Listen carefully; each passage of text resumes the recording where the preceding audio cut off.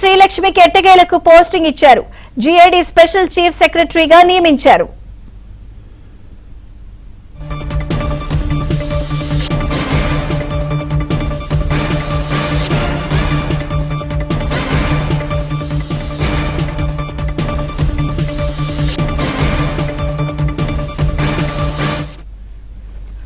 IAS శ్రీలక్ష్మికి ఎట్టకేలకు posting ఇచ్చారు. GAD special chief సెక్రటరీగా నియమించారు. పూర్తి అప్డేట్ సత్య అందిస్తారు. సత్య, సీనియర్ ఐఏఎస్ అధికారిని 1988వ బ్యాచ్ కి చెందినటువంటి శ్రీలక్ష్మికి ఎట్టకేలకు రాష్ట్ర ప్రభుత్వం పోస్టింగ్ ఇచ్చింది.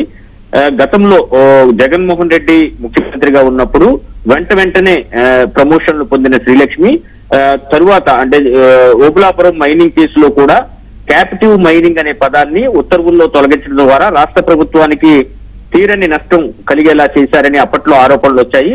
తరువాత జగన్మోహన్ రెడ్డికి సంబంధించినటువంటి అనేక కేసులు అంటే అనేక అంశాల్లో కూడా ఈ ప్రమేయం ఉందని అప్పట్లో ఈ అధికారి క్విడ్ ప్రోకో కేసుల్లో కూడా ఉన్నారని అప్పట్లో ఆరోపణలు వచ్చాయి.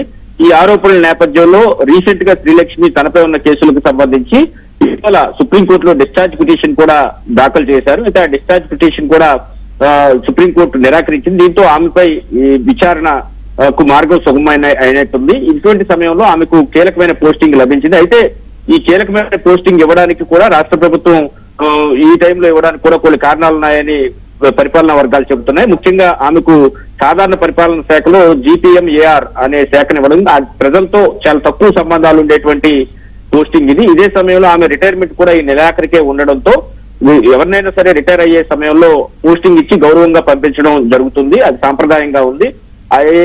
అఖిల భారత సర్వీస్ అధికారులు గతంలో కూడా ఏబి వెంకటేశ్వరరావు గారిని కూడా లాస్ట్ మూమెంట్ లో రిటైర్ అయిపోయే సమయంలో ఆయనకు పోస్టింగ్ ఇచ్చి ఆయన పంపించింది ప్రభుత్వం. అదే విధంగా ఇప్పుడు ఈ ప్రభుత్వంలో కూడా శ్రీలక్ష్మికి పోస్టింగ్ ఇచ్చి ఆమెను రిటైర్మెంట్ అయ్యేలాగా గౌరవప్రదంగా రిటైర్మెంట్ అయ్యేలాగా చూడడంలో భాగంగానే ఈ పోస్టింగ్ ఇచ్చినట్టుగా తెలుస్తోంది.